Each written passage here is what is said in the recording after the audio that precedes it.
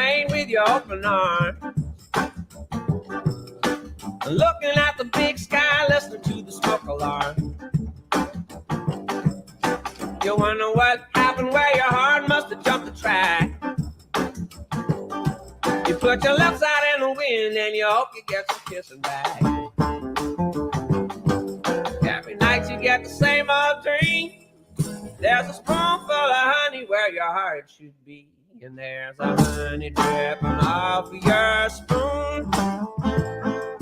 A honey dripping off of your spoon. A honey dripping off of your spoon. A honey dripping off of your spoon.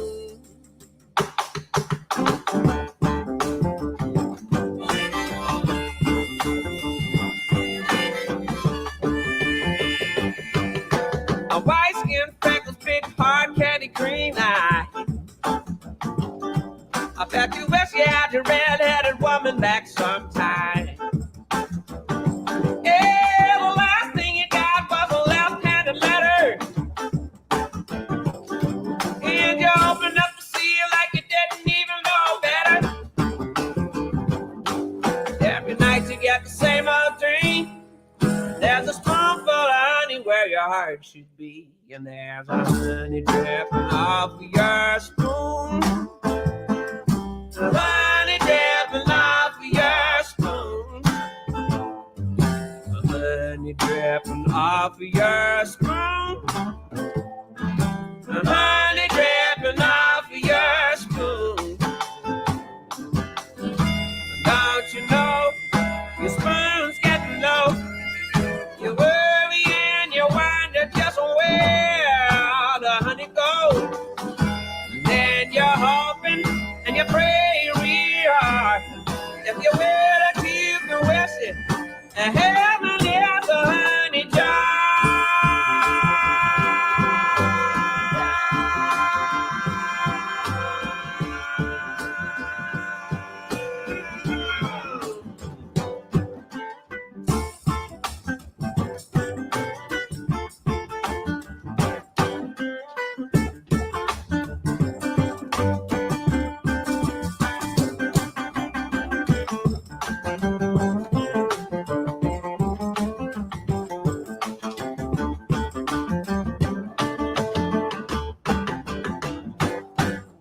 You wonder what happens and your heart must have jumped the track. You put your left side in the wind and you hope you get some kissing back. Every night you get the same old dream. There's a spoonful of honey where your heart should be. And there's a honey dripping off of your spoon. A honey dripping off of your spoon. A honey dripping off of your spoon. A honey dripping off of your heaven is a honey jar. Yeah, it's a honey jar. Yeah, honey dripping off of your spoon. A honey dripping off of your spoon. A honey dripping off of your spoon. A honey dripping off of your.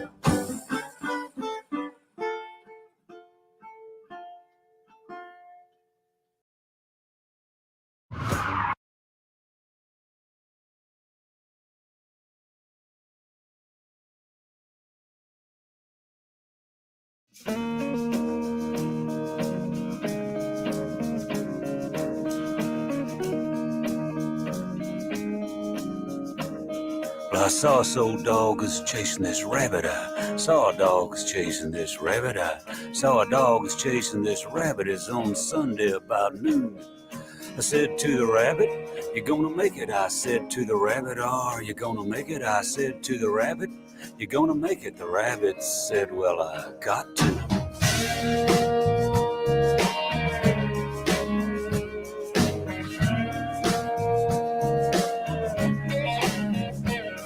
Well, a woman's heart's a sacred thing. A woman's heart's a sacred thing. A woman's heart's a sacred thing. So what's a man to do? Try a little tenderness, Otis Redding said. Try a little tenderness, that's what he said. Try a little tenderness, Otis said. And then he said, I got to. Good God, watch me work.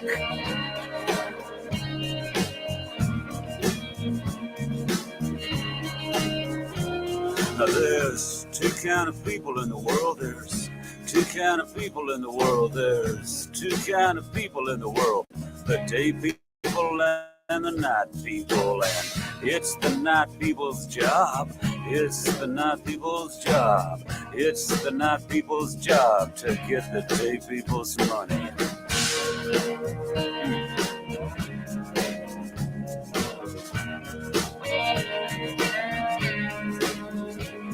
Well, between the devil and the deep blue sea, between the devil and the deep blue sea, between the devil and the deep blue sea, that's where I am. I don't know what that means. Maybe it means I'm fucking cool. Maybe it means I'm fucking cool. Maybe it means I'm fucking cool. I seriously doubt if that's what it means. Ah.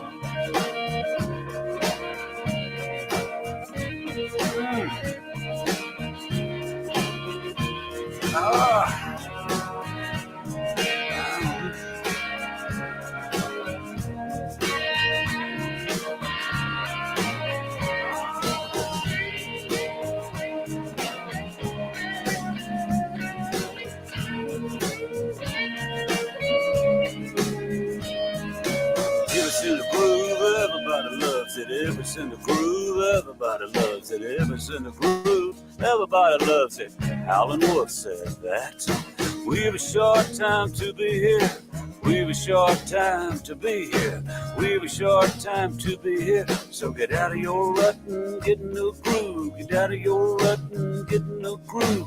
Get out of your rut and get in the groove.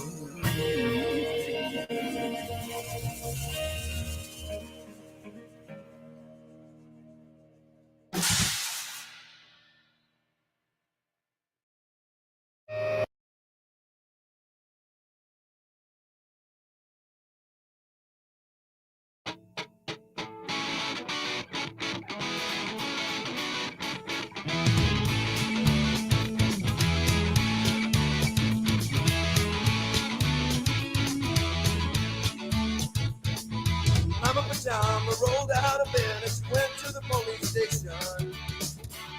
When a papa found out, he began to shout and started the investigation. It's against the law. It was against the law. What the mama saw. It was against the law.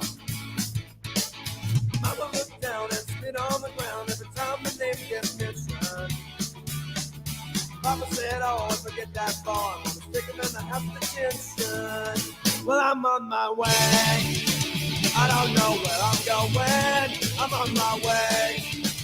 I'm taking my time, but I don't know where. Get back to the music. We the Corona. See me and Julio down by the schoolyard. See me and Julio down by the schoolyard.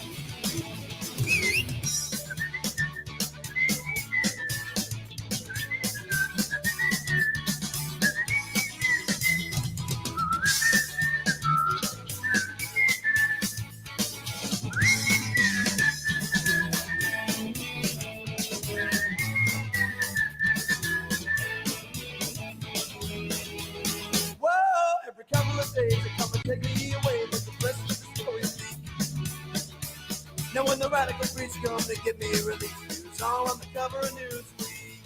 Well, I'm on my way. I don't know where I'm going.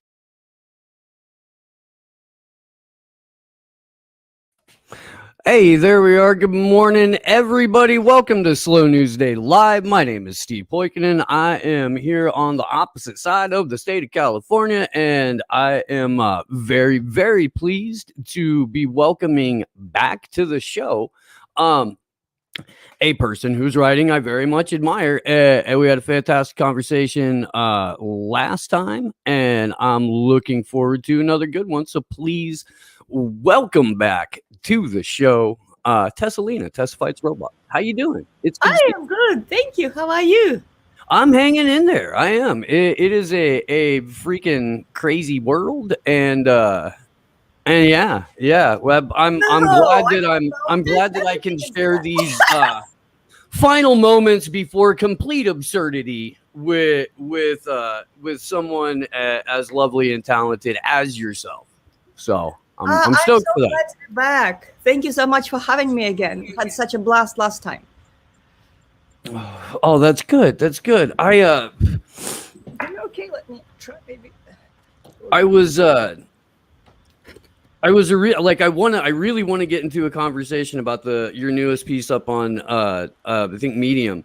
But before that, have you noticed that they've been like all over the West, they've been casually scooping up large numbers of pedophiles and exposing like the Catholic Church. I just saw where there was an investigation in France and they had found like 200,000 cases of abuse going back 7 decades within the French diocese or however the hell you say that.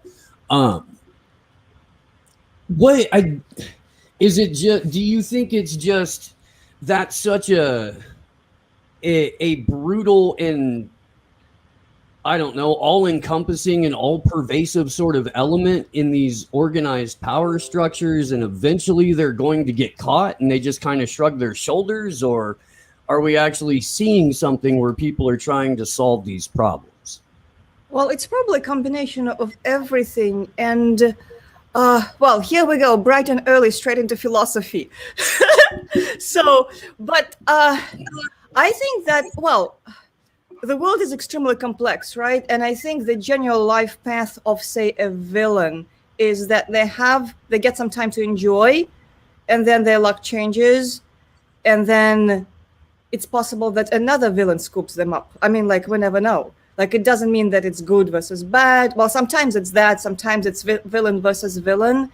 But I think it's just existential nature of choosing that path. I mean, like, eventually the luck changes, and then the very people who promoted you and paid you might kill you or jail you or poison you or, do any of those things. It's just how it worked. It has worked this way all throughout history, I think.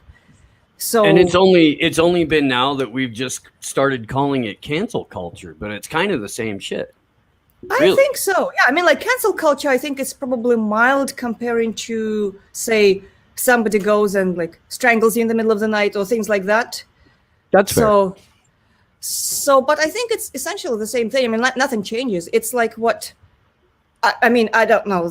Our country becomes friends with somebody, elevates them, somebody abroad, and elevates them and tells the world that they're the fighter for the freedom and whatnot. And then that person's luck changes. And next thing you know, they're the worst person in the world and they're dead. So it's like, I think it's just that if you become friends with betrayers, that's something to expect. It just never lasts. That's an excellent point. And you kind of see this, especially with people in the entertainment industry, where if you buy in to what like Hollywood or pop music or any of those pop genres of music are selling, then you are automatically elevated to this sort of godlike status.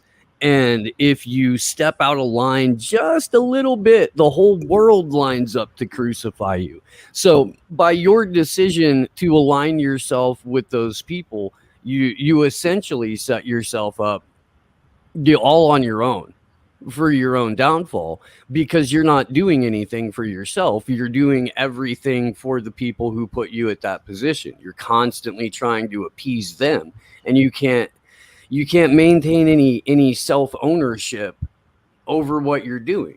Does that make sense? It does, but I think it only becomes clear for people who are older, because I think, well, I definitely wasn't thinking this way when I was a teenager. It's like, I mean, it's not like I wasn't here, so I wasn't looking to be promoted by Hollywood by geographical definitions. But I think that probably the world is complex. So I assume some people might find a way to navigate it, and they would get into this, and then they try to establish their own terms, and very few might succeed. But in general, I think the idea, if you look at it from the perspective of, say, a very, very, very wealthy person who just bought this whole Hollywood thing, or, parts of it and whatever, like, do you really want to promote a rebel musician, destroying the machine? Of course not.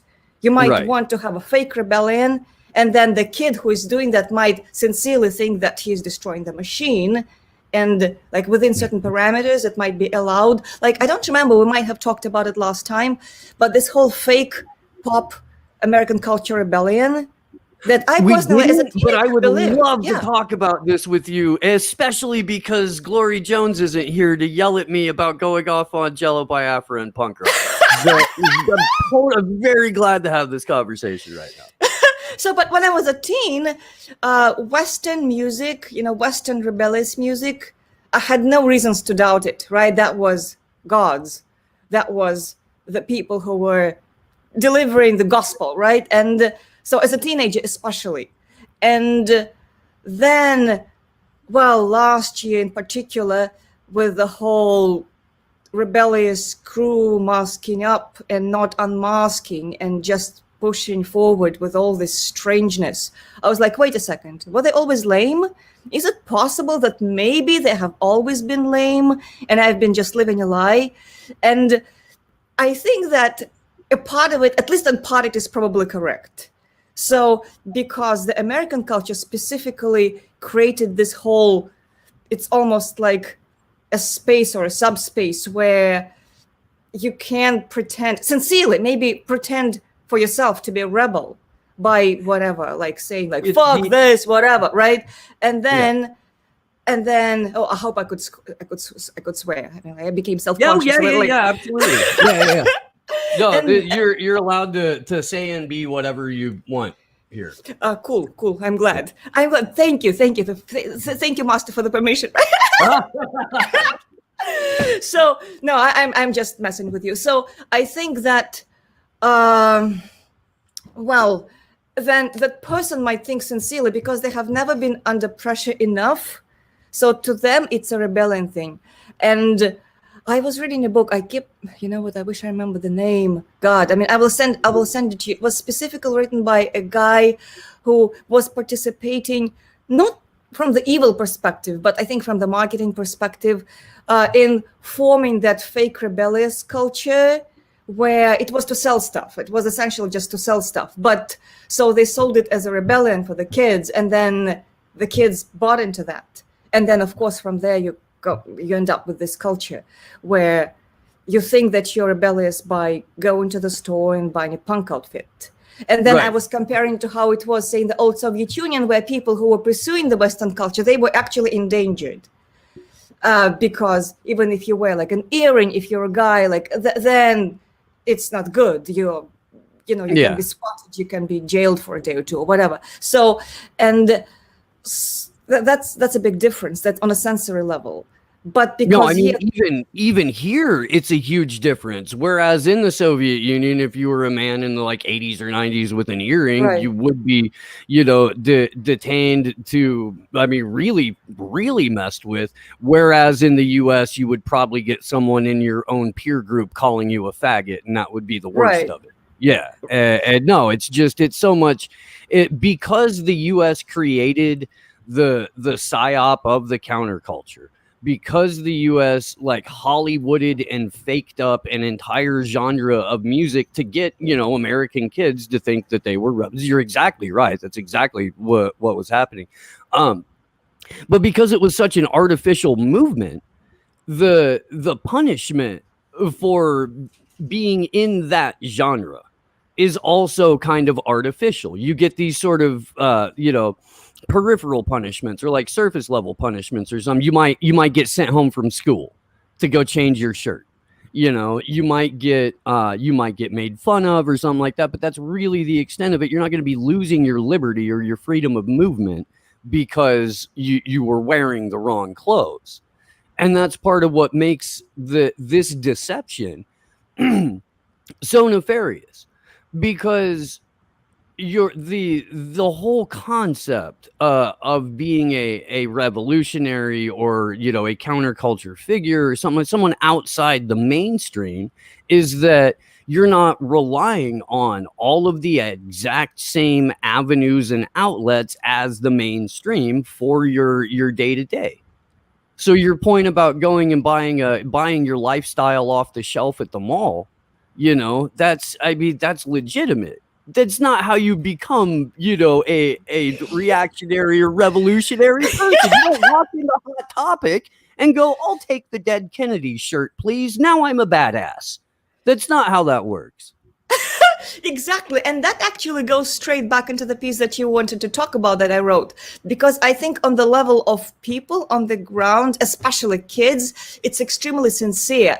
Because, and actually that's a parallel that just occurred to me recently in a conversation with somebody.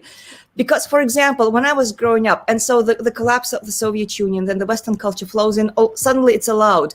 And the sense of freedom that I felt as a kid, but I think also the entire country, except for the oligarchs, they felt it differently in their own way with money. But that was so genuine. That was so beautiful. That was probably, as far as politically, whatever, like that kind of thing, that was the most beautiful thing I've experienced, because it was so massive, so liberating, so beautiful. And it didn't exist before in my life and definitely doesn't exist now, but it was so genuine internally, coming from, in my heart. But then later on, I realized, okay, it was multinationals moving in.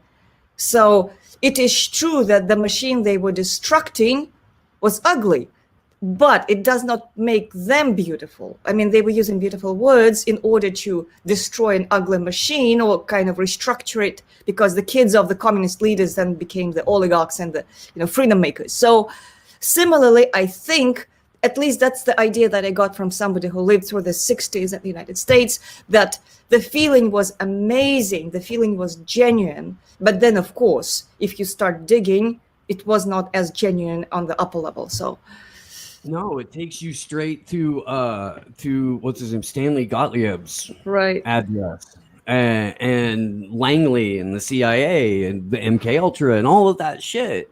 My kid just found out about MK Ultra yesterday, I think. On his own. That's cool. I could show you videos, dude. They'd give you like the whole, go blow your friends' minds, all your MK Ultra knowledge. But I mean, this is something that is critical for people to understand. And as silly as this is, have you ever seen the movie Josie and the Pussycats? Everyone just left the show. Everyone just canceled me. Everyone quit the stream. Josie and the Pussycats is this ridiculous movie based on a Hanna-Barbera cartoon from the 70s. And this is when like movie studios were, really anything that was a cartoon, they were throwing up on the big screen. It was like early 2000s, something like that, maybe mid 2000s. But anything cartoon related, they were turning into a movie. And the premise of Josie and the Pussycats is that the record company is putting subliminal messages over the music to make good consumers. And that's the whole plot of the movie. And they make one of the villain characters, like her message to the subliminally brainwashed people is that she's cool, right? That's the spoiler alert. Sorry. But that's how they sort of like make it a distract. But the underlying message is Hollywood and the record industry is manipulating the fuck out of you and turning you into mindless purchasers. And how that move, like the only reason the movie got through is because it's so ridiculous. And I want to say like, no, I don't even know who's in. The only person I can remember who's in that movie is Parker Posey. And that's just because she's so fucking freaky, like this hard person to forget. But the storyline and where they take you with it is freaking hysterical in its honesty. Well, but I think that could be a way of somebody making the movie to try to get the message out, making it kind of passable because it is so ridiculous, right? Or it could be the opposite. I mean, like, you never know. I guess people again are complex. Like Utopia 2020, right? I haven't seen the entire thing. I have only seen those clips where they, you know what I'm talking about, right? Where Kevin Spacey is that villain doing something that strangely resembles but it is so, I mean, are they trying to say, is it that ridiculous? Are they trying to say nothing? Is it a coincidence? Is it somebody who is desperately trying to get the message out? I mean, like, you never know, right? But the resemblance is uncanny. So, yep. I saw a great comment in the YouTube chat. I was putting it up on screen for everybody else. Understanding about MK Ultra is important because it liberates you from remembering all the damn lyrics. That's good shit. I want to kind of get into this whole concept of us, or not us, but the people in power using the exact robber barons as the quote unquote reformers, the people who are going to come in and save us, because this is exactly what we've seen with all of these environmental non-government organizations, and with the World Economic Forum, the Fourth Industrial Revolution, all of these quote unquote benevolent organizations that exist either a half a degree away or 0 degrees away from global intelligence, that are supposed to be the people who are going to steer us in the right direction, because as society's managers, they know what's best for us, Tessa. Yes, I'm so grateful to them. I mean, I was lost and confused and I didn't know what to do. And then Klaus Schwab showed up and showed us the way. I'm so grateful. Well, but jokes aside, I think, again, it boils down to human psychology, and I'm kind of disappointed in, I think, human ability to introduce genuinely good reforms into any large structures without it being a total deception. Because going centuries back, it seems like, well, beware of, I don't know, anybody who comes to you and says that they're going to save you. And for that, you have to change your way and to give up your land or your freedom. So it has been a story for centuries. And it just doesn't seem like it can work with human beings. I think that within a local level, like I can imagine, and it has happened, when a local leader shows up with a genuine good heart and everybody knows everybody and they genuinely try to do something good and it's sincere. And maybe if they are genuinely, truly spiritually grounded, then maybe they don't even get corrupted or too much corrupted. But as soon as it becomes more than local, it seems like every reform of every variety of every talking point has happened because somebody with a lot of money financed them for other reasons. And it's possible that the peasants got something out of it. Now, like usually with everything, there's a group of people that gets something out of it. Like even on the ground. Well, not every time, thinking about now, but you know. But then if you dig into why it happened, who was pushing it forward, like to me, that when I discovered Sutton's work, and then the entire history of my country became, well, more logical, but then I mean, like it made sense, but then it's more cynical. And for those who haven't read my piece, I mean, like I'm going to just walk through the dynamic of it so that it makes sense what I'm saying. So when I was growing up, obviously, so like the very late Soviet Union, the collapsing Soviet Union, but I got the whole like Lenin's children's books thing, which was a genre. I mean, like there was this character of young Lenin with curly hair and his little children's stories. And yeah, that's my piece. Thank you. So, yeah. But that was such a pervasive genre and Lenin was everywhere. And I wrote a poem specifically about Lenin and peace on earth and all this Soviet propaganda. And I was sincere because, you know, like I was a preschooler, right? I mean, it's like what adults tell you is what you believe. You obviously don't doubt anything that the adults tell you about history or whatever. So I imbibed it, and I remember a funny thing happened. Actually, as a preschool, I went to the library and I found a book. It was called "You Are Going to Live During Communism," and I just found this book by chance, and I felt so smart and so special. I felt like I uncovered this gem, and I'm such a smart kid. Adults are going to praise me because it looked like a serious, important book for adults talking about communism. And I was so proud. And I felt like, I was almost like levitating on the way home, because I was going to come home and bring this book and say, oh, like, look what I found, how important it is. And so, and of course, my parents laughed.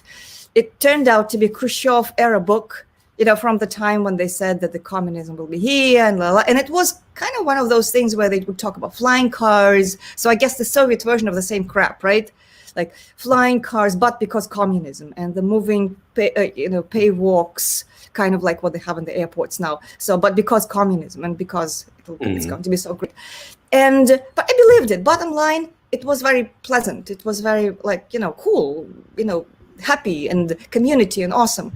Again, kind of like what the Great Reset propaganda is doing right now, which is freaky. But so then Soviet Union collapses, and all of a sudden, it's the opposite.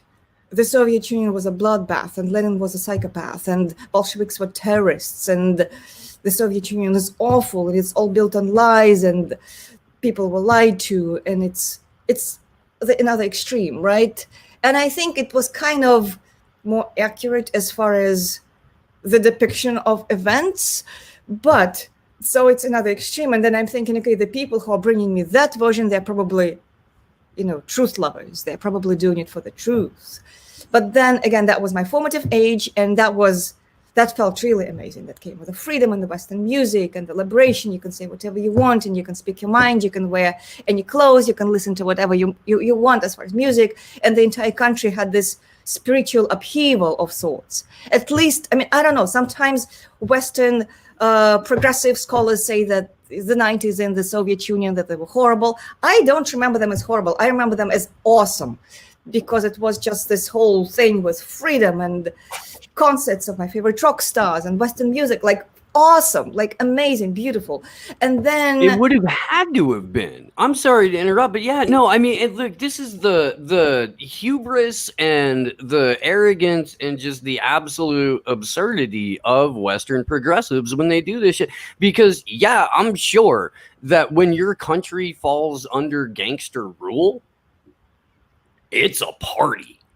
Like, I am positive that when the walls of communism dropped, and all of the Western interests came flooding in, and all of the pre-existing criminal organizations were able to operate with more or less impunity, that was like, if you were a kid, that would be awesome. That would be fantastic. Like, you're basically living, in more or less mob rule, which isn't democracy. It's ruled by the mob, the mafia rule, not mob, right. And that is far more organized and a little bit more fun than most centralized power structures. Like, there's not a lot of difference between the mafia and the U.S. government. There's not a lot of difference between the mafia and, say, the FBI, except where you can tell that one clearly has much, much more fun than the other. But essentially, they're performing the same function to society. Well, there's a whole serious branch of conversation where we can go, and I want to go as far as the similarity between those structures in principle, philosophically. But back there, it's actually funny because, I guess the mob rule really concerned people with money, which wasn't my family, so it didn't matter. But so to me, it was the music and the gatherings and the concerts and the torn jeans and all those things. That was amazing. And then all of a sudden, all the goods that we couldn't buy, like those really crappy poisoned cakes, with like 15,000 years shelf life. So that was like, oh my God, amazing. So, but then again, the feeling was stunning. And then just a few years before, the few years prior to now, I started thinking about it, because I guess that amazing feeling was carrying me through for a very long time. But then I started thinking about it. I was like, wait a second, what really was behind that? Was it that pure? Like, really? nah. And I went through a period of disappointment, and I was like, okay, I guess that's just life. So, I mean, like, peasants have one kind of party, and then oligarchs have another kind of party. It's just, and those two parties happen simultaneously. And I guess throughout history, since we as human beings, as a species, stopped for the most of it living in, sort of indigenous structures, since then, it has been two separate parties. Whoa. Hello? I wonder if that's on my end. Let me know in the chat if that's me. Oh no, it looks like me. Shit. Did we just freeze, guys? Hello? She froze. Okay. I will go dig up Tessa's number and let her know. Do we have, is this the right one? Okay. Well, I think she's going to figure it out. So when she pops back in, we'll pick that up. I saw this yesterday. It came across my Twitter feed, and I did want to draw attention to it while Tessa was here. So hopefully she'll come back. And we can pick this up. So October 15th, Great International Reset Day. Let's take a look at this real quick, because we've got a little bit too much, coincidence going on. This tweet made me drop my new favorite Terrence McKenna quote, that coincidence is what you get when you apply bad theory. Interestingly enough, the guy who tweeted this out is named Theory. So Australia, if you haven't had a vaccine by the 15th of October, then you will starve. It's very simple. If you forgive this government this, then you don't deserve the freedom they took without you even whimpering. But October 15th. Wait, why October 15th? Bro, you just freaked me out. I'm in Angola. They just announced from 15th October, you need the pass to enter any public space. Montreal, October 15th. Just a quick search of headlines. We've got somewhere I can't read, Fresno, Delhi, Chicago, Angola, Italy. I mean, they're Quebec. They're all over the place. All over the place. We've got these. Which kind of makes me think, there's Tessa. Kind of makes me think that there's a plan for that. Hey, Tessa. Hey, I'm not sure what happened. My computer just stopped. I don't know. My internet went away. So I just grabbed the phone as an emergency thing because I wasn't sure what happened. Oh, well, thank you. The internet has been absolutely ridiculous this week. We had that. This is okay. Let's pause for a moment from the previous discussion, and we could come back to it, because this is wild. Have you seen this Facebook whistleblower stuff, Tessa? I kind of dissed it because it was a little bit, disappointing. Does not describe it, because I was involved for years.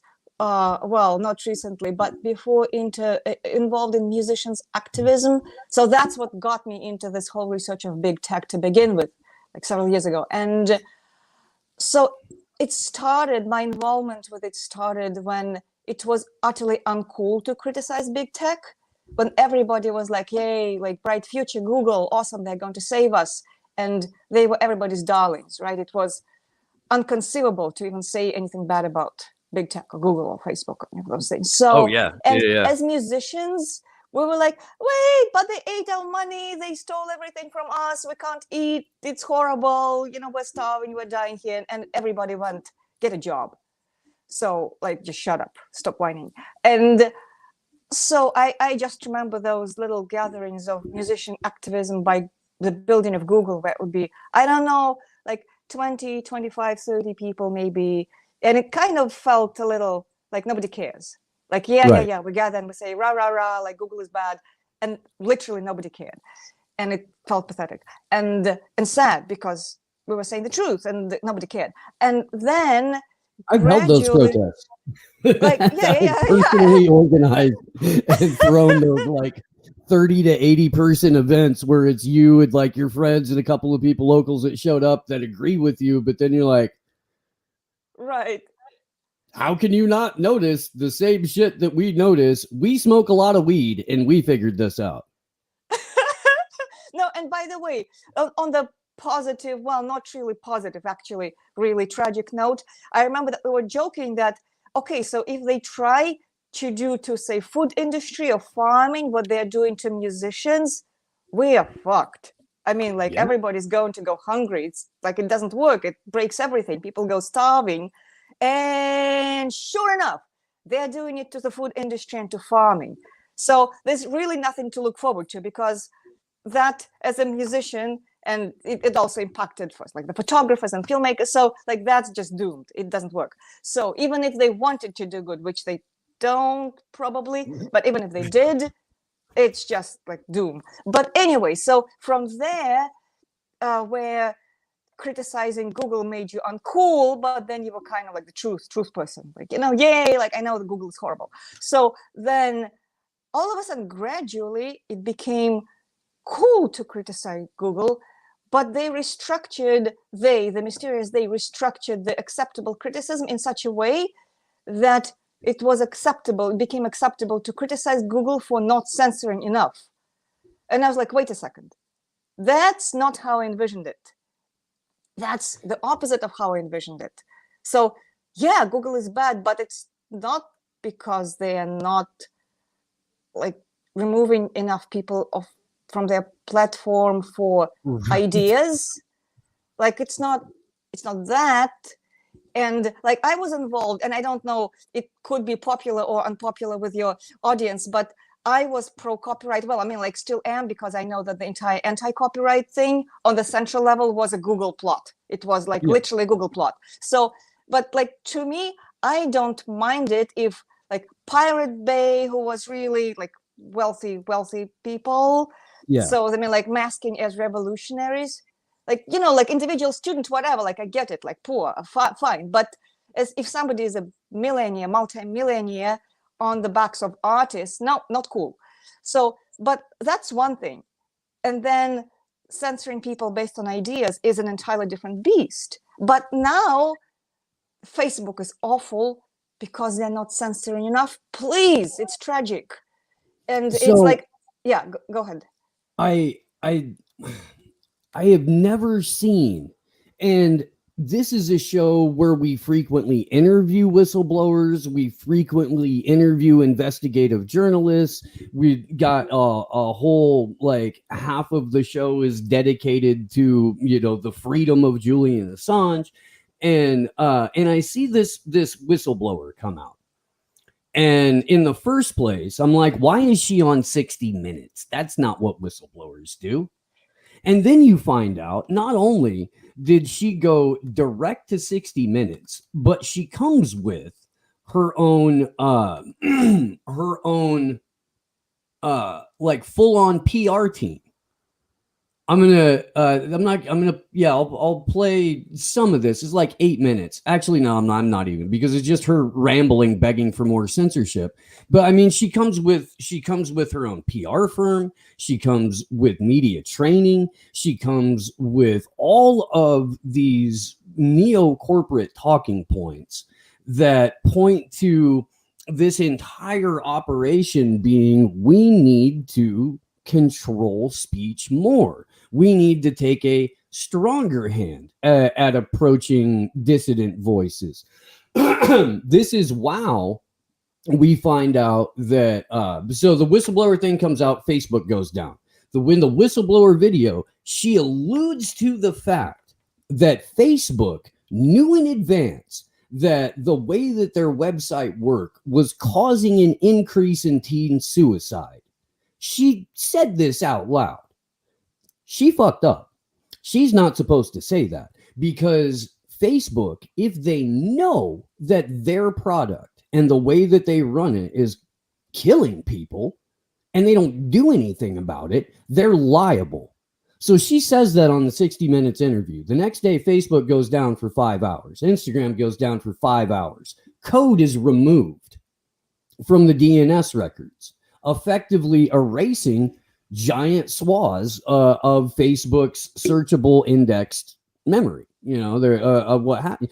And so that history that could prove that Facebook knew that they were killing people and just went on, it's still there. Like that's vanished. Facebook gets off scot-free.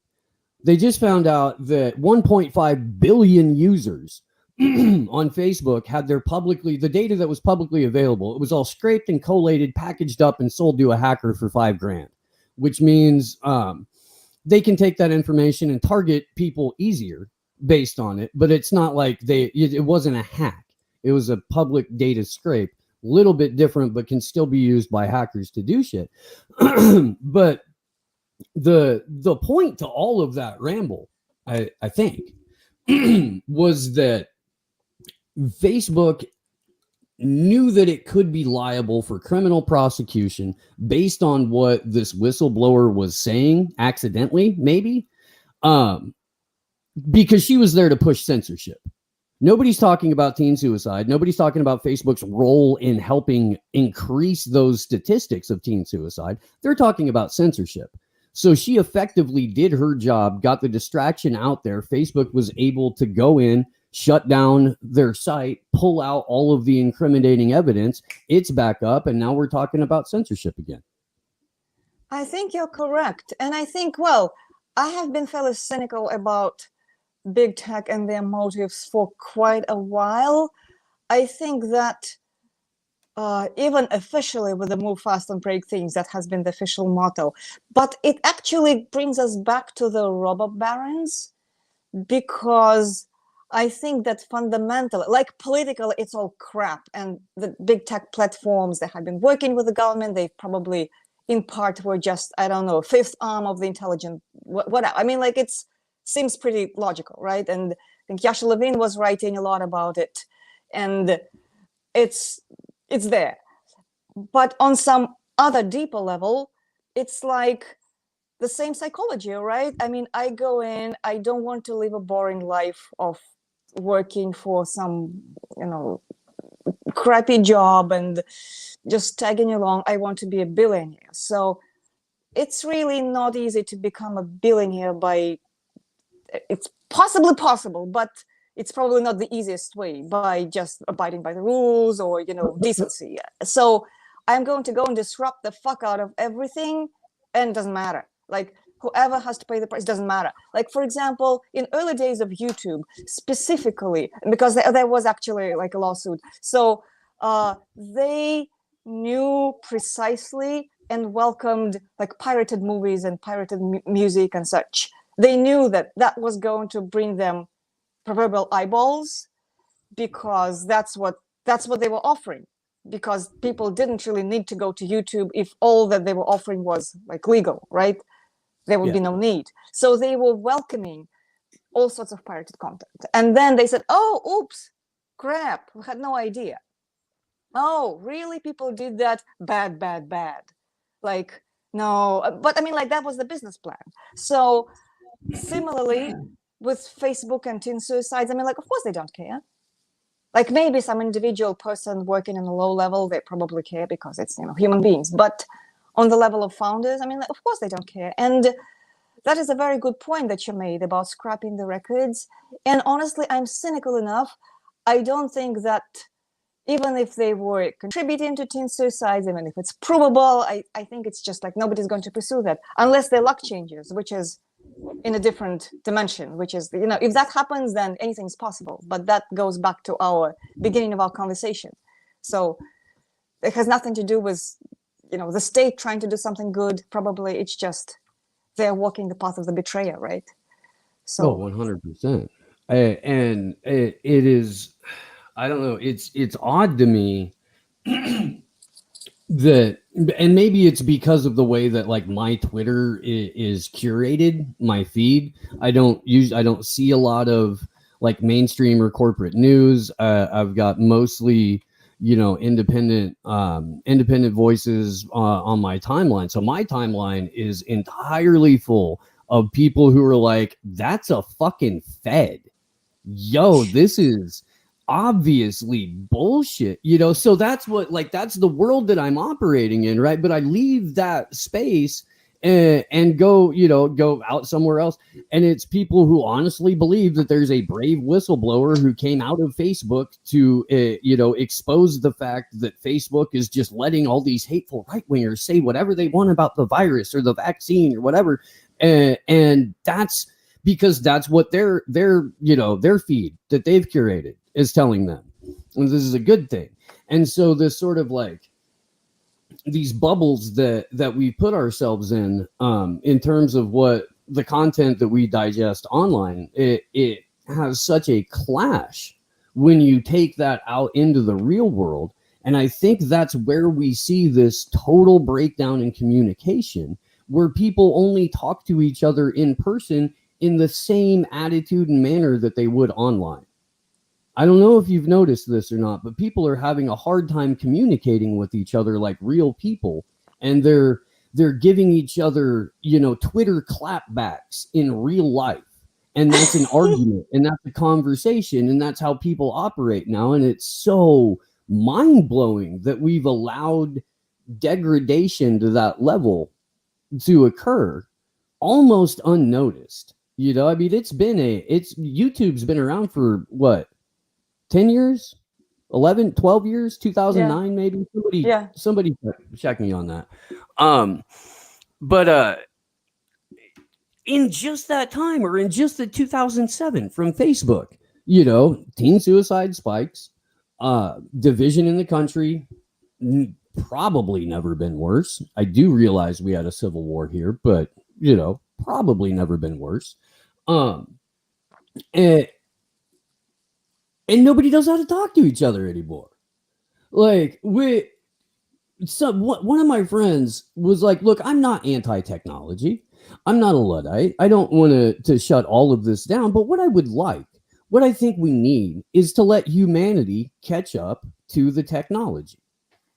The technology is so far advanced. There are far too many grown adults that barely know how to use their email, let alone anything else on a computer. Maybe let the people catch up to the technology before the technology enslaves all the people. Not too late. But I think that no, I mean, I have so much to say because I went through the entire evolution of thinking on that. So again, going back to my anti-big tech activism, and I hate the word activism, like it's a horrible word, but so whatever you call it, that thing, research and protests with 30 people. So that idea of big tech corrupting people's thinking, making things primitive, all that. I almost said blah, blah, blah. And then I remembered Greta and I was like, nope, I'm not going to say that. So, that I was thinking about before it was cool. But then what I realized is that, for example, going back to my home country and say after the Bolshevik Revolution, there was mad division, right? That was without any technology. So it seems like the technology made it easier for the proverbial robber barons to capitalize on the lowest of human nature, because ultimately it boils down to the people. Because if somebody makes it a point to resist that way of thinking, like for instance, I make it internally a point. I talk to people who absolutely disagree with me, and I make it a point to talk to them in a respectful manner and try to appeal to that part of their soul that is pure, that is like that wants good things. And I just try to do that. And I don't know if it works, it doesn't work, but on my part, I just decided that's what I'm going to do. And like sometimes they're insulting, and then I go, you know what, like that was an insult that was uncalled for. But I don't go into the like, you moron, fucking shithead, you're like, I mean, like, because there's no, I mean, who wins? Like, first of all, I don't feel this way about people. Second of all, Like, it's just like stupid. I mean, like, why would you do that? So, and I make an effort. So I think that, again, if people consciously made efforts in their real life to, like, okay, so maybe I disagree with that person, but they're my friend, or maybe I don't know them. So I do not give myself the permission to think in talking points and to express myself this way. Then no matter what technology, no matter what the robber barons, what they were trying to do, things would be relatively okay. But what the psychological trick here is that they are specifically capitalizing on the, human being. I mean, it can be wobbly. Like, if you're not fully grounded, then somebody tells you that you can elevate yourself by pushing somebody else down because they don't think like you do, they look differently, they have different religion, different ancestry, whatever. I mean, like, that's a trick as old as the world, right? So you don't really give the person any dignity, but you say, by the way, your lack of dignity, it's because of that person. Go and grab it and like humiliate them and whatever, and then you'll have dignity. And then person go, okay, I guess I'm good and they're bad. That's like stupid, but that's what robber barons have been doing forever and ever and ever and ever, and under different systems and religions and countries, and all that. It's just human nature, and now is no different, except, of course, it's become so much easier technologically to install the talking points way of thinking. And there's this beautiful book by Nicholas Carr, and I don't remember if we talked about that one last time, but he wrote several books about automation and technology and the impact of Google think on our culture and the way we do things professionally and in our relationships. And he wrote about it for years, way before it became cool to criticize big tech. And the books were really smart and they addressed the real issues and nobody cared. So it's all in human experience, right? So I mean, we've seen, I feel like so much of science fiction is saturated with all of this sort of foreshadowing, almost to the point to where the science fiction itself has become predictive programming.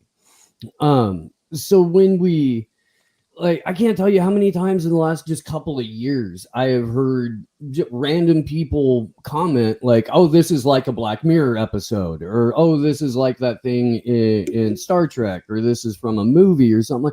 And it quite literally is. It's like the societal managers have, I mean, we kind of know how entertainment and media has been used to drive and manipulate the public and push them into a specific direction. So it's not even conspiratorial or out of the bounds of reality to casually discuss it, I don't think. But I wanted to get into a discussion, if we could, on this, Doctrine of Domination? right. Yes, the Doctrine of Domination. I listened to that interview, the show that you did with Stephen Newcomb last night. That guy's very, very interesting. That was good. I enjoyed that quite a bit. It was a good talk. Now, he's amazing. And interestingly, that was the sub branch of the conversation that I mentioned earlier. So great minds. I want to talk. Well, he's amazing. Stephen is really, really brilliant. And I just did another interview with him that I am editing. So even like also interesting. But so Stephen Newcomb has been studying and researching the doctrine of domination for decades. That's his main topic of research. And traditionally it is known as doctrine of discovery, which is, settlers or explorers, and however you call them, going outward and then colonizing lands and claiming that they've discovered it, even though there were people there, but they've discovered it and now it's theirs and they're going to do what they want with it.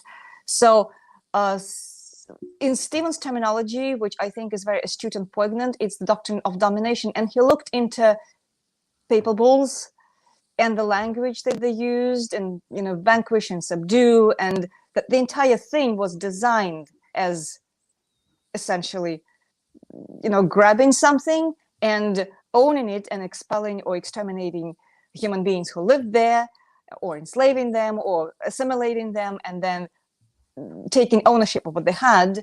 And that's kind of embedded into the state structures, in the language, in the legal system.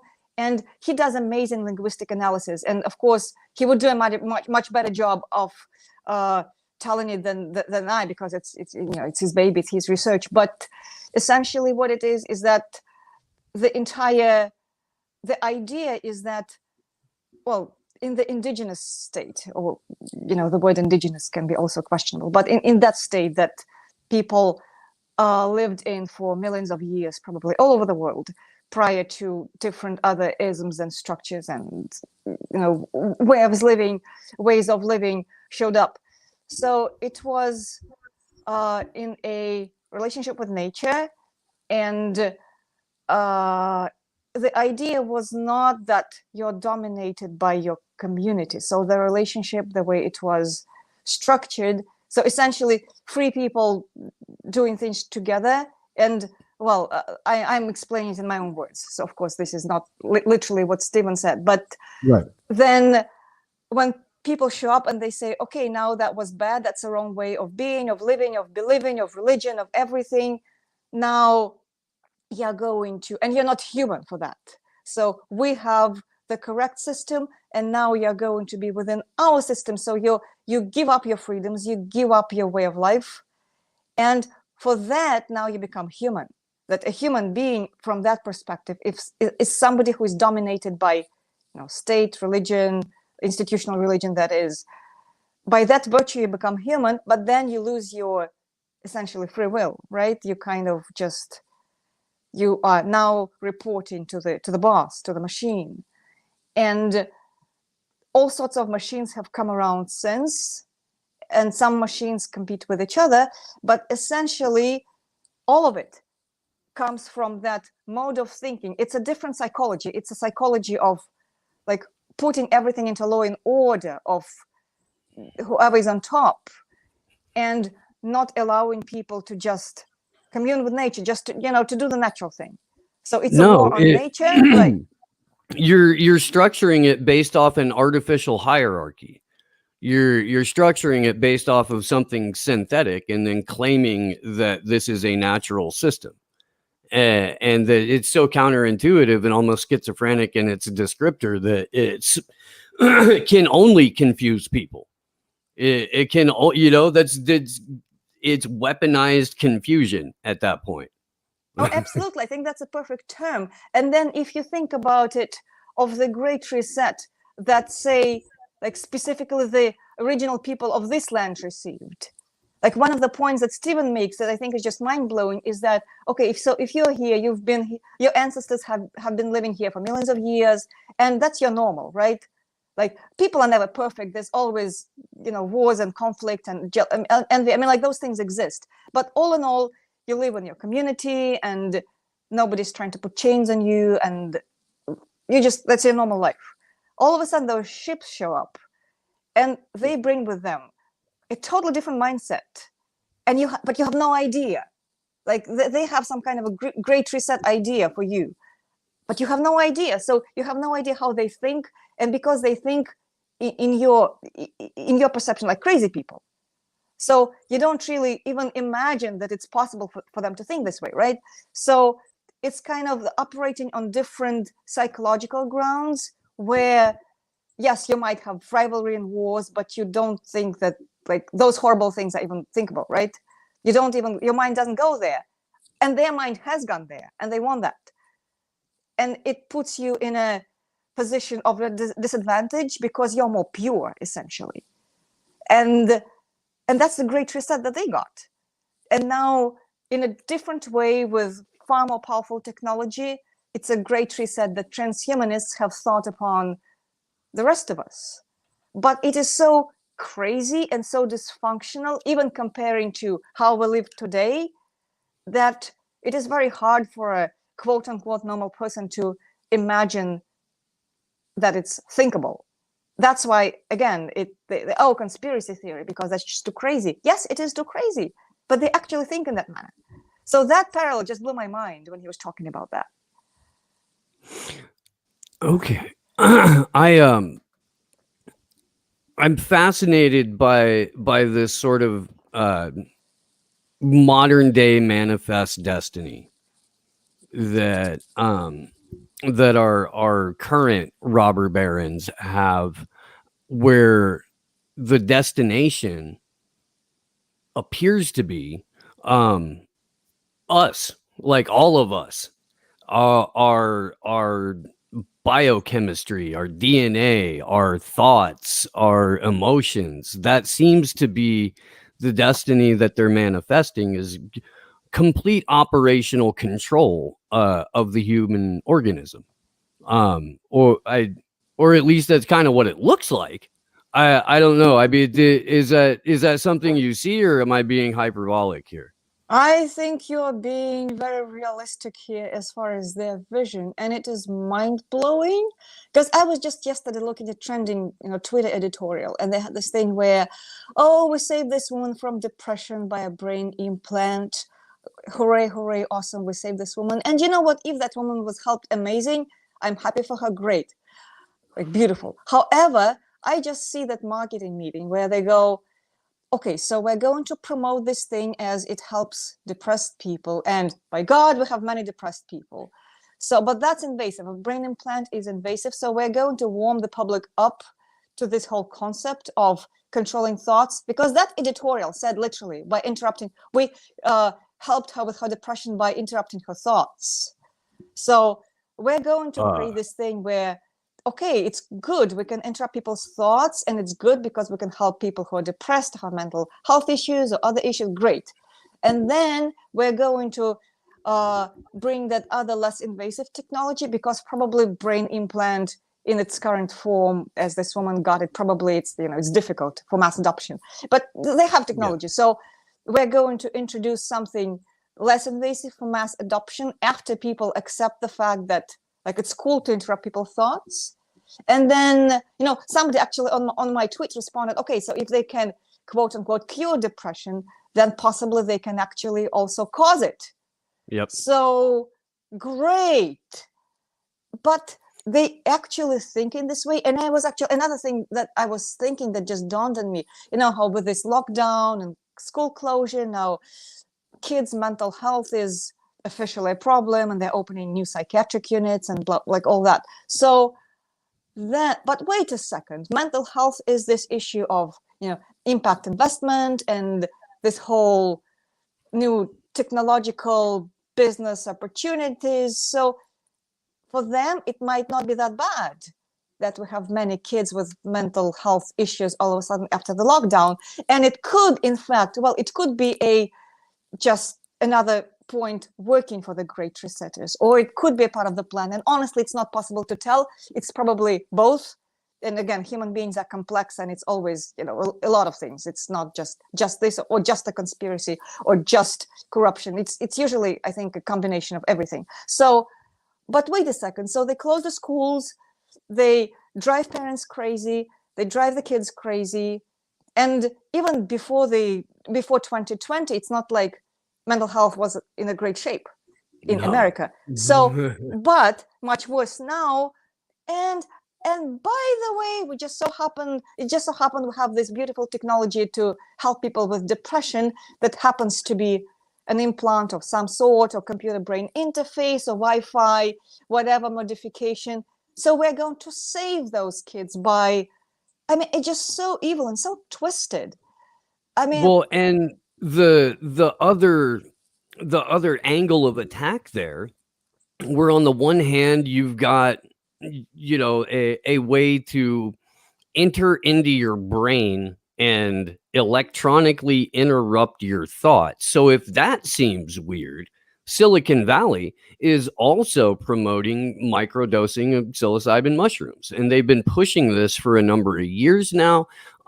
Giant tech corporations are behind the legislative push to decriminalize or legalize small amounts of psychedelics, not because they benefit you and help you heal emotionally and psychologically and mentally, but because they help keep you focused and productive, because they'll block out the negative shit in your world, brighten up the colors a little bit, sharpen your focus, and you get more into what you're doing. So the entire healing aspect of psychedelics has been ran through like a soul rendering process, and then come out the other side as a workable, natural, quote unquote, holistic solution to depression and PTSD and anxiety. And it is one of the more nefarious things because, again, this is our mental health. This is something that, as you astutely pointed out, we have a problem with here in the country, and globally, I think.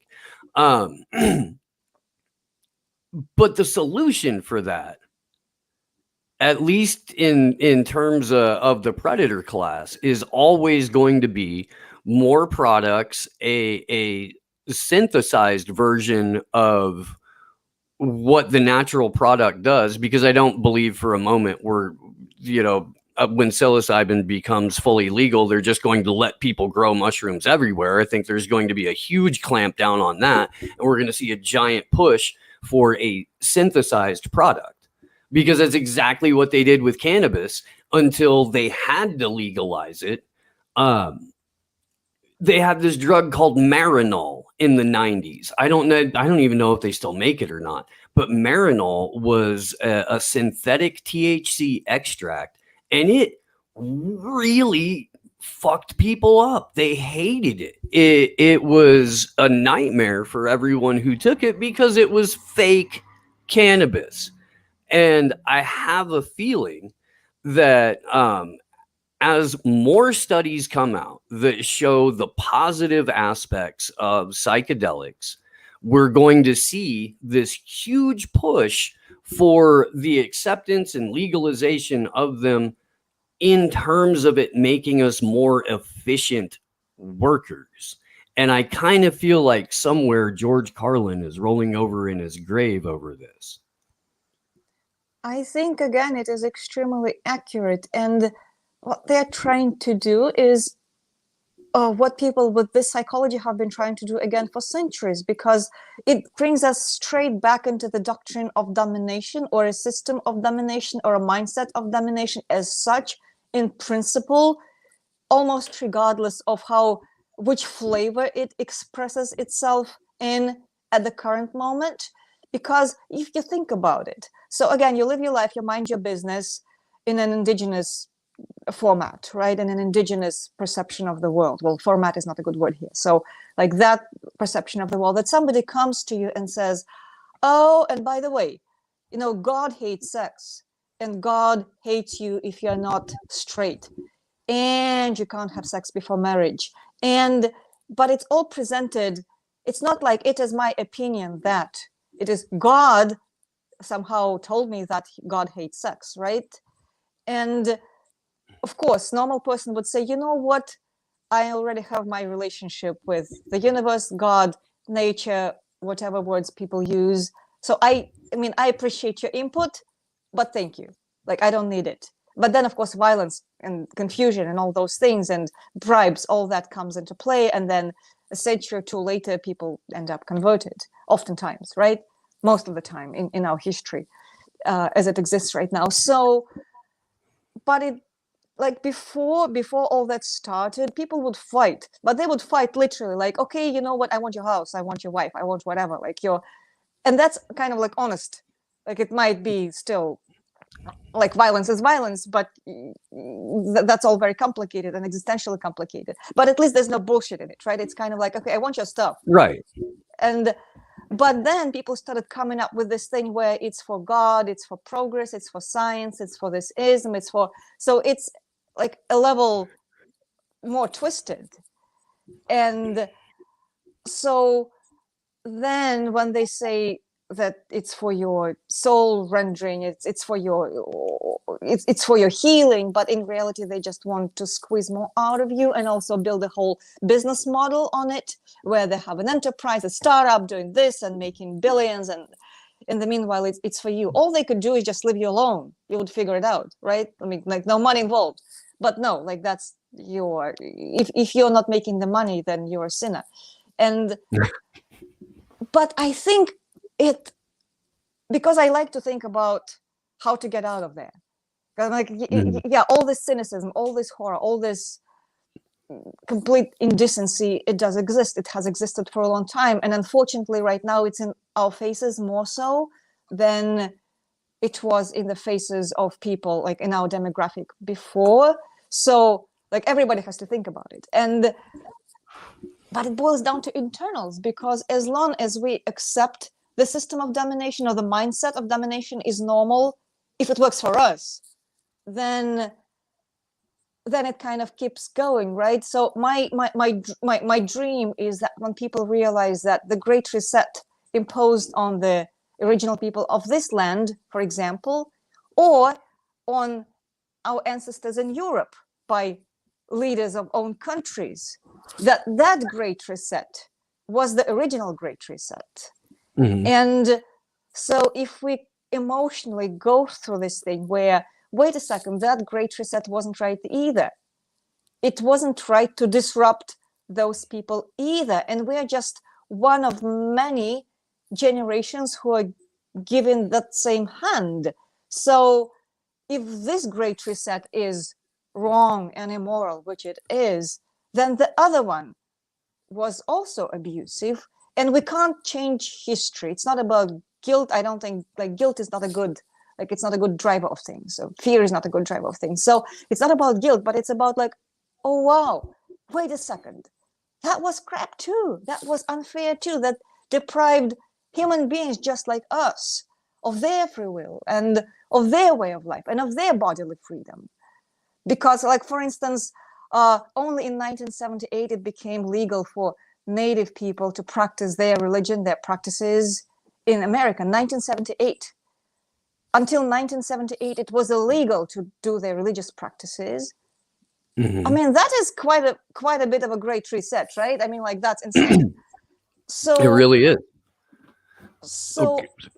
But I think it's just like if people find that common, like emotional, psychological, spiritually, if we realize, wow, like actually we are all like human, and it's not right to impose a great reset on anybody. It wasn't right 500 years ago. It's not right now. And do it not in the angle of like stupid social justice, guilt. I mean, like that's, I think, a total, I mean, that's done on purpose. The latter, the social justice thing, it's done on purpose to confuse people so that everybody gets hurt. Not in that perspective, not in terms of like guilt but in terms of actually we are united.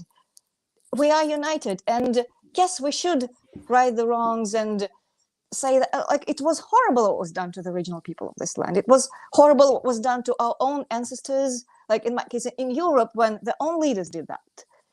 It was wrong, and this is wrong. And I think honestly that if we ever get out of this cycle, which I mean I think we will eventually, I just don't know when and by what price. I think for that it is absolutely necessary to go through the internal motion, like individually for each of us. When when there's a Dave Chappelle stand-up special where and I think the take is a little naive, but maybe it's not, where he talks about the end of apartheid in South Africa. And he said, by every measurable statistic, it should have been an absolute bloodbath. But because of the way that they approached the dissolving of the apartheid state and tried to approach something resembling a resolution, it wasn't, because they allowed everyone involved. And this is Chappelle's take, so I'm not trying to act like a historian here. I just want to make that clear. He said they let everyone involved be a victim, because to get your country to be an apartheid state, you have had to go through so much psychological trauma and brainwashing to where that's a normal accepted thing, that if you inherited that system, it would just be what you knew. And so he said the ability for people to say, look, the system itself that we lived under was absolute insanity. And there is forgiveness all around for anyone who acted in a fashion considered normal for that situation. We have come through this insanity. The only way we can go forward is if we don't spend every waking second dwelling on who didn't get punished or who didn't get punished enough. I think that it might be, I mean, like, I feel about it in a similar way. And granted, again, the world is complex and human beings are complex, and it's never as smooth in real life, probably. But I Right. think that that's the only principle that can get us out of here. Because, I mean, like, what do we do? So all this crap happened. It's, 2021 and history sucks. And everybody heard, I mean, like, it's really bad. It's really sucky, and everybody's traumatized in earnest. And what now? I think forgiveness, and that's why I think about and write about and try to practice it in my life, although it's not easy and I fuck up all the time, but I mean, I try to do it less. It's like forgiveness of people who are imperfect to you, just on the grounds, even just on the grounds of, like, am I perfect? No. And I'm not saying it from the intellectual standpoint of, like, guilt or sin or anything like that. I'm not subscribed to that. It's just like, it's a factual reality. Before understanding things how I understand them now, which I'm sure is also imperfect, and I hopefully will understand a lot deeper as time goes by. But it took me a lot of work, and it took me a lot of mistakes, and it took me, like, I did lots of things that I'm not proud of. Therefore, everybody's that way, and maybe they're in a different place. And that's why I try to, when I talk to people who are, well, insulting, actually, like, unless they're actively trying some crap, like, I don't even take it close to heart. I'm like, okay, I'm going to say what I think. I'm not going to waste my time saying more if I don't think there's no hope currently, but I'm not even going to, like, sweat it. Whatever, I'll let the universe take care of it, and, like, hopefully they will heal, and hopefully it's kind. And I'm not going to hold grudges if they say, hey, listen, you know what, I think I was wrong. Like, awesome, like, hug. It's not, life is too short to sweat those things. And historically, I think if we had leaders who were not trying to just rob us dry, and if they tried to introduce this principle, then there's a lot of potential for good things and love and camaraderie in human beings. Like, unfortunately, right now it's being weaponized for the pandemic, where all the abusive things are new compassion. But I mean, like, people have that potential for genuine compassion. So somebody said, like, look, like, yeah, it sucks, but let's try to find ways that are fair, that are not phony, that everybody feels loved. And it's probably, like, it's going to have to be local, and starting from the community and family and relationships. I mean, like, it cannot be just like top down. It has to be all across. But I think that's the only way out. And I think that sooner or later we will have to walk that path. It's just when and under what circumstance, and whether it's soon or whether it's after, 3.5 people are alive and everybody else is just killed by whatever. I mean, like, that's an unknown. But I think that in any case, we'll have to walk that path. And it's much smarter to start walking it, like, now, because if we have to anyway, I mean, it's better to do it when things are still relatively somewhat sane, right? Well, this is kind of the approach that Czechoslovakia took, right, in the 80s with the Velvet Revolution, where instead of trying to, like, take up arms or do massive strikes or anything like that, they just constructed a parallel society alongside of communist Czechoslovakia. I think we could do that. I think that could work here. I do. I think there are far too many people in the United States that are A, completely ungovernable, and B, resourceful, that at least in concentrated areas where people are dedicated to making it work, we can do that relatively, I don't want to say easily, but naturally, because we've got micro parallel societies all over the place here, even at the individual state level, where things like cannabis are legal in some states, ignoring the federal government, and still illegal in others. Again, with the psilocybin mushrooms, they're legal in at least one state. They're decriminalized in a number of cities or counties. And that's moving forward. Oregon legalized all drugs. So we've got like micro parallel societies that still sort of operate within the federal framework. So it's just one more step.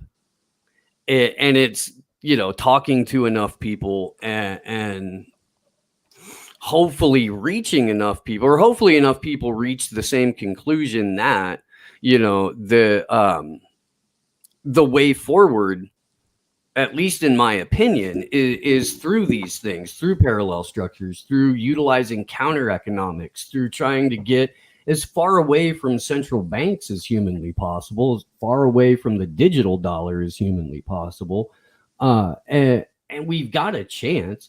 I don't know. I mean, I'm pretty cynical, but I do recognize the unlimited potential and the divine in everybody. I believe that that's there. So it's a matter of people remembering, I guess. I feel like we forgot. You know what I mean? I think so. And I think, honestly, the point is love. And I mean it in the most concrete sensory way, not in the like new agey blah. I mean, really, you just feel it. I think at one point people get to it. Well, hopefully everybody. I mean, like you really get it. That the point is love. The point is not suffering. Suffering sometimes is helpful to learn things, but there should not be any more suffering than absolute minimum necessary to learn something. Like that's it. It's about love and joy and really, being creative in the world, and possibly, and that is my theory, I think I said it last time when we talked, this whole Great Reset as of today, I think its point existentially is to give us another opportunity to remember who we are and to actually realize how abusive this crap is, so that we say, you know what? No, like absolutely not. Like, no, we're just not going to do that. And granted that the powerful people, I mean, they are not called powerful for no reason. They have the money and they're probably going to try. Like, I'm not writing that off. They might even succeed at creating the horrible structures that they're trying to create, although I hope not, but, time will tell. But internally, it is about love, and that is the nature of the universe. That is the nature of at least our existence here. It is not being under a yoke. It is not suffering. It is not. I really like the words that like Sebon Fusome used.